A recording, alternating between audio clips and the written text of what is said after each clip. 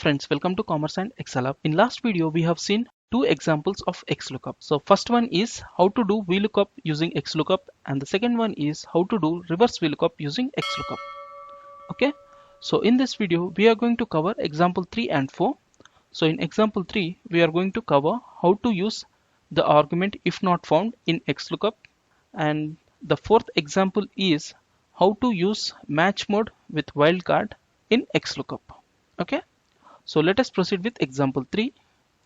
So here I have student name and I want to get max score for this students. Okay, so let me write XLOOKUP, and the lookup value will be student name, and lookup array will be the student name column in the table where we have max score. Okay, so I am going to select all the students name here and hit F4 so that we can copy paste this formula to the bottom cells. And then we have return array. So return array will be the subject column. So here it is max, so I am going to select entire data of subject max, hit F4 comma. So this is an option we are going to see in this example, if not found. So if not found means if the student name is not found in the main table, what I should do. So we can give a note here. If you don't use this option, it's going to give you an error, not applicable error. So instead of seeing an error, we can add a note so that it will be easy to identify that this student name is not available in this table. Okay, so for this example we can assume that if the student name is not available, they may be on leave. Okay, so I'm going to write a note. So the text should be updated in double quotes. So in formula bar I'm going to write a note on leave. Okay, and again double quotes, and now I'm going to close the bracket. Okay, and hit enter. So for student 2, the score for mathematics is 77. Okay, and let me pull this formula to other students as well. So for student 51 we can see the note on leave, because this table contains the data only till student 50. Okay, so that is the reason for student 51 we got on leave, and for student 55 also we got on leave. Okay, so in the old method we used to write VLOOKUP and top of that if error. So if there is an error, then we can add a note. So whereas in XLOOKUP with one function we can complete this requirement. Okay, so now we'll move on to example 4. Okay, so example 4 is match mode with wildcard.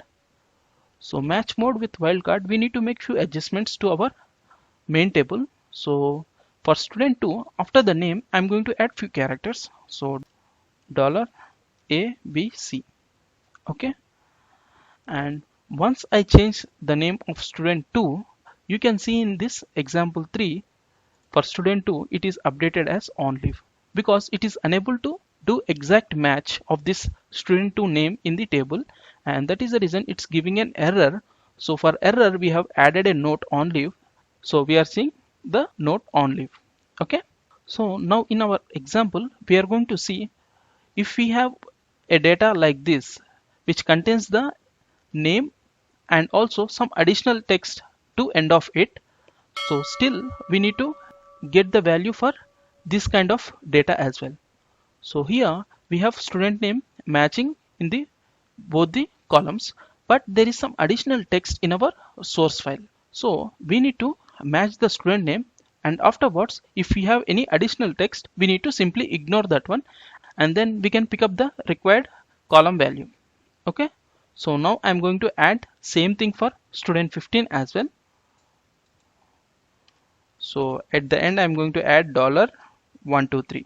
Okay, so now I'm going to write XLOOKUP,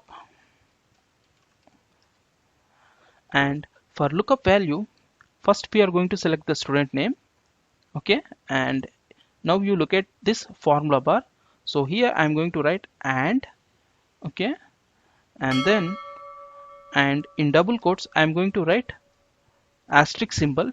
So it means after student name whatever it may be, still you pick up that name. Okay, comma, and lookup array. Lookup array will be the student name. Okay, hit F4 comma, and return array, in this case we are looking for statistics, so I'm going to use this column and hit F4 comma, and then we have the fourth argument if not found. So in this case this is not required. I'm going to simply skip this argument by giving another comma. So in the fifth argument we can see match mode. So by default it will be exact match. So now we are going to change it to wildcard character match. Okay, so I am going to write number 2 because for this option we need to update number 2. Okay, and now I'm going to close this bracket and hit enter. So for student 2 in statistics score is 72. So we can see for student 2 in statistics it is 72. Okay, and I will pull this formula to the other students as well. So for student 15 it is 95. So for student 15 it is 95. So let us try to change this value to 100, and we can see it is also updated in our formula table. Okay, so the logic behind this is, if the student name is exactly matching, then it's going to pick up that value and update here. If it is not exactly matching, then it's going to use the wildcard and check whether after the student name, if you have any characters, it simply ignores this character. It will just check the student name and pick up the value and update it here. So this is the additional feature we have in XLOOKUP compared with VLOOKUP. Okay, so in this video you have learned how to use if not found argument and also how to use the match mode with wildcard argument. Okay, so in the next video we are going to see another 2 examples on XLOOKUP. So I hope this video will help you in your day-to-day Excel work and Excel interviews. And to download this workbook you can click the link available in the description. And for more Excel updates, please subscribe to my YouTube channel Commerce and Excel Hub, and also you can visit to my website www.comexcelup.com. Thank you.